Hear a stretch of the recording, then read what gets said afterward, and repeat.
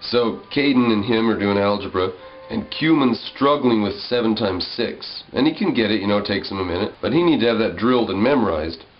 So that's what we're doing now. We're drilling all the stuff that the students weren't primo perfecte on. And we've started Euclid's Elements.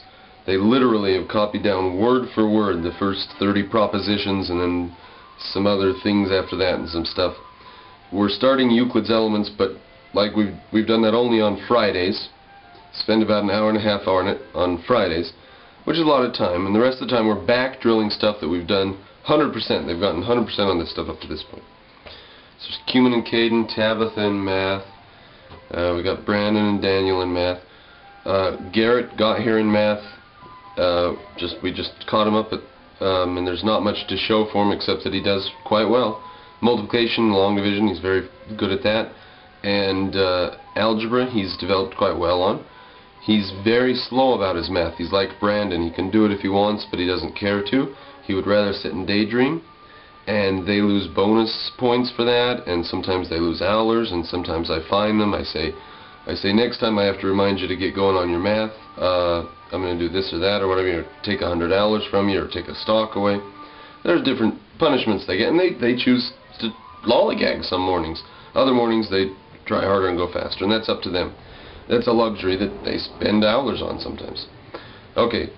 So there they are in math. I don't think I have too much more to say about that. We've just gotten the younger students more recently, and these older documents don't help so much in showing stuff about that. So, I appreciate any help you can do on tuition, ladies and gentlemen. I do have a few more students who want to be admitted to the school, but I'm working extremely hard with the students that I have right now. We've got basically a kindergarten and an older class now, separated basically full-time except for like movie time and story time. So I'm working extremely hard. I thought I would be getting more support from the parents by now, but that's sadly turned out to be not the case. The only parent who's paying has now a diminished ability to, for several reasons. So appreciate any help that you can send along. By next fall I suspect I'll be out of my dad's spare room into a larger school, because we've got 10 kids right now and we need to push quickly on up above that. We need to, we can take 20 or 30 kids, and the level of and speed of instruction will go down, but I've learned so much and these kids have learned so fast that I was worrying, in 2 years, I got these 10-year-olds, when they're 12, what the heck am I going to do with them?